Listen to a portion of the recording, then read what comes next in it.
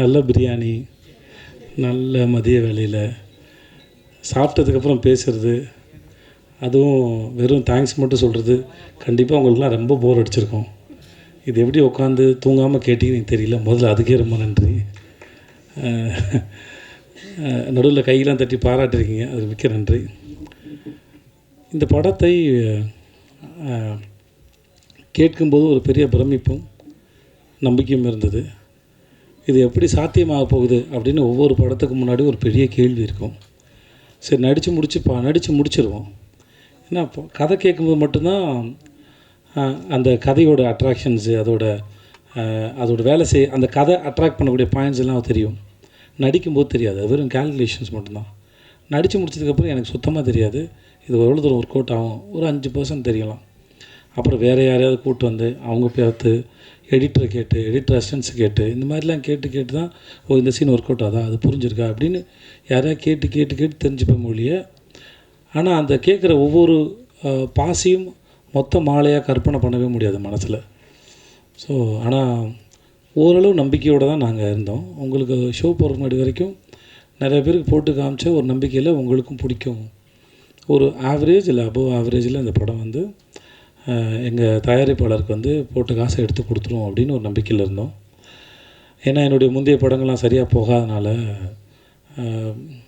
இன்னொரு நண்பர் சொன்னார், இந்த மாதிரி என்னோடய படம் ஒரு பேனர் ஏற்றும்போது விஜய் சேதுபதிக்கு இனிமேல் பேனர் ஏற்றினா கூட்டமாக வரப்போகுது அப்படின்னு ஒரு 2-3 படத்துக்கு முன்னாடி சொன்னதாக என்கிட்ட சொல்லும்போது நானும் ஒரு வேளை என்னன்னு தெரியல, ஒரு கணக்கெலாம் இருக்கலாம். பட் அதெல்லாம் யோசித்து இந்த படத்தை செய்யலாம் இல்லை.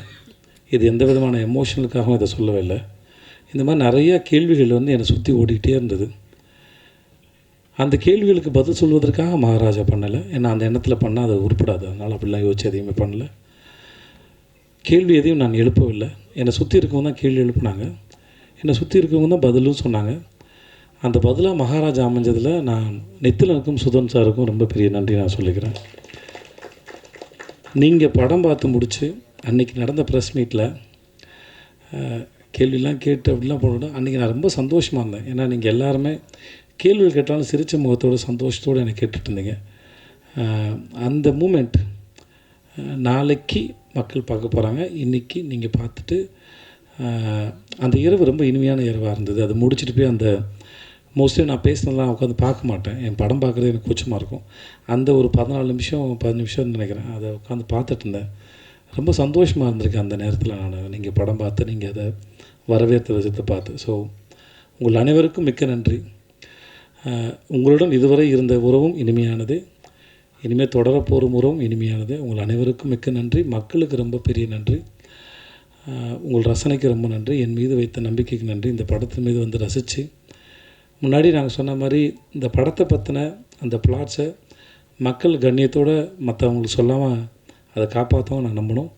முடிஞ்ச அளவுக்கு கேள்வி கேட்டவங்களும் மக்களும் இங்கேயும் சரி, நான் ஹைதராபாத்தில் போயிட்டு ப்ரொமோஷன் பண்ணும்போது சரி, ஆஃப்டர் ரிலீஸ் இந்த ப்ரொமோஷனுக்கு போகும்போது சரி, சில கேள்விகளை கேட்டால் கதை தெரிஞ்சுக்கிறேன்னு அந்த கண்ணியத்தோடையே கேள்வி கேட்டாங்க. ஸோ அந்த அத்தனைக்கும் நன்றி. என் கூட பணிபுரிந்த ஒவ்வொருத்தருக்கும் தனித்தனியாக தேங்க்ஸ் சொன்னால் எனக்கும் தூக்கம் வருது நல்லா சாப்பிட்டு நான். அதனால் மிக்க நன்றி. அன்புடன் விஜய் சேதுபதி. நன்றி. எனக்கும் மைக்கை பார்த்தா பதட்டம் தான். மகாராஜாவாக மௌனம் சூடி இருக்குது. எல்லோரும் பேசிட்டீங்க. எனக்கு அந்த படத்தை பார்த்தோன்னா விஜய் சேதுபதி சார், எல்லோரும் டேரக்டர் எல்லாம் வந்திருக்கிறாங்க. எனக்கு இவங்கள்ட்ட கொஞ்சம் நேரம் ஏதாவது கேள்வி பதில் போடலாம். நம்ம பாலா நம்ம எப்படியா இருந்தாலும் அடித்து தூக்குவார், நம்மளும் 2 கேள்வியை கேட்டு போகலாம். எனக்கு அதெல்லாம் தோணுச்சு. என்னடா இந்த படத்தில் நம்ம கேட்குறது, அவ்வளோ பிரமாதமாக இருந்தது இந்த படம். எனக்கு உடனே போய் என் பொண்ணை பார்க்கணுன்னு தோணுச்சு. பொண்ணுன்னா ஒன்றும் அவள் இப்போ காலேஜ் போகிறா. இந்த பொண்ணு படித்த காலேஜில் தான் இப்போ சேர்த்துருக்கிறேன் நான். இப்போ தான் அந்த பாப்பாவும் கேட்டது. ஒரு கனெக்டிவிட்டி இருந்தது. ரொம்ப பிரமாதமான படம். அதனாலேயே நான் அன்றைக்கி விஜய் சேதுபதி சார்கிட்ட சொன்ன மாதிரி, எதுக்காக விஜய் சேதுபதி சார் கொரோனா அப்போது அப்படி ஹெல்ப் பண்ணாருங்க எங்கள் சங்கங்களுக்கெல்லாம். அதுதாங்க மனுஷன். அதுக்கப்புறம் தீபாவளிக்கலாம். ஆனால் நாங்கள் கேட்காமலே ஒரு விளம்பரத்தை போட்டு இதை கொடுப்பாரு அப்படின்ட்டு போய் நின்னால் அதை மாதிரி 10 மடங்கு எடுத்து கொடுத்தாப்புல. அதில் தான் இவரும் அஜித் சாரும் பண்ணது. எல்லா ஹீரோக்களும் பண்ணாங்க பெரிய லெவலில். இவங்க 2 பேரும் பண்ணது தான் எங்கள் சங்கங்கள்லாம் பெரிய லெவலில் எங்கள் உறுப்பினர்களுக்கு செய்ய முடிஞ்சுது. அதுக்கு நன்றியாக தான் இன்றைக்கி மகாராஜாவாகவே வந்திருக்கு. 50வது படம். நான் அன்றைக்கி கூட கேட்டேன், ஒரு 5-6 மகாராணியாவது வேணாமா இப்படி இல்லை மம்தா மோகன்தாஸ் கூட மகாராணி கிடையாது பாருங்கள் அப்படின்னு சார் சொன்னார். உண்மையாக பிரமாதமான படம் இது. இந்த நூற்றாண்டோட சிறந்த படம்னு நானும் நிறைய பத்திரிகையாளர்களும் சொல்லுவோம்.